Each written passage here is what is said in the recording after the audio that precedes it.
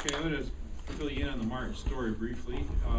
Martin's story began in Marknenkirchen, Germany, where young C.F. Martin's dad was a cabinet maker and was building furniture, and then eventually took an interest in building guitars.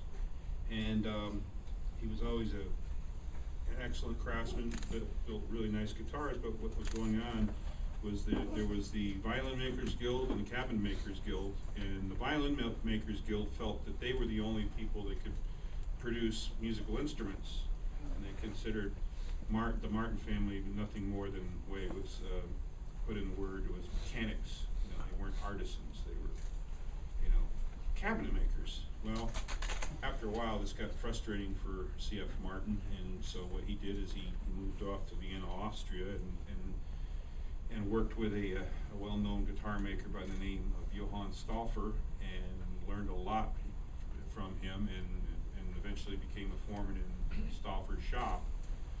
And then felt very confident. He'd learned a lot about the guitar building trade, and he moved back to Germany. And but yet he was still confronted with the Violin Makers Guild. You're a cabinet maker. You're not, we'll build musical instruments. So he finally got frustrated with all this and packed up his bags and his tools, and he moved to the United States. Hudson Street in New York City was the first Martin homestead, and was building guitars there. And but the big city was kind of uncomfortable, didn't feel like the countryside of Germany. So they had already had some friends from Germany that had moved to the eastern part of Pennsylvania, and Mrs. Martin would go over and visit, and eventually talked her husband into moving the business to Cherry Hill, which is just north of Nazareth. And the Martin homestead, where the first homestead in Cherry Hill, is still there. And then started building guitars, and got to the point where he needed a factory. So in 1859, the first Martin factory was built on North Street in Nazareth, Pennsylvania. And his guitars were always known to be the best tonally and in craftsmanship. So just went through building more and more guitars, and finally in 1964, the present-day Martin factory was built. And it's expanded several times since then. That's a little brief history on how Martin got started. Martin is the oldest guitar manufacturer in the world, and just want to touch on that a little bit.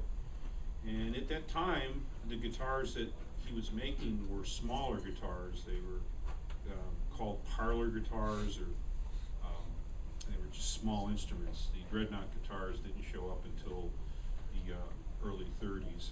And so I've selected one of our smaller body guitars to play. This is one of the OM1 series.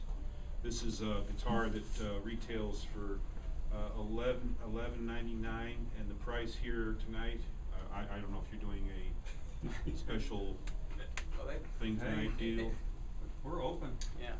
Okay, well, the price here is $839.95 for this all solid wood guitar. This is an orchestra model, OM, that's what OM stands for. A guitar like this was first made for, you've all probably heard of Harry Bechtel. He was a native of this area, I believe. And Martin made the first orchestra model for him. And it was a 14 fret guitar. Prior to that, they were 12 fret construction. So this became the first 14 fret model in the Martin line. And Harry Bechtel was a plectrum banjo player. He wanted a guitar with a longer neck. So that's what we made. So this one is all solid wood. It's solid sapele back and side wood, solid spruce, Sitka spruce top, and rosewood bridge and fingerboard and head plate. The neck is what we call Stratobond. It's a laminated neck. You can see the strips. And the way it's laminated makes it very strong to withstand the string tension. It doesn't move much. However, if it does, there is an adjustable truss rod inside. All Martin guitars have an adjustable truss rod, starting in 1985. And more recently, we have a two-way truss rod now, which enables you to move the neck in two directions. You can make it go this way, or you can force it to come this way. If it doesn't come up enough when you loosen it, you can force it to come up. So anyway, let me play this guitar for you. And I got a little Irish tune here that I've been playing for a long time. It's called The Rights of Man.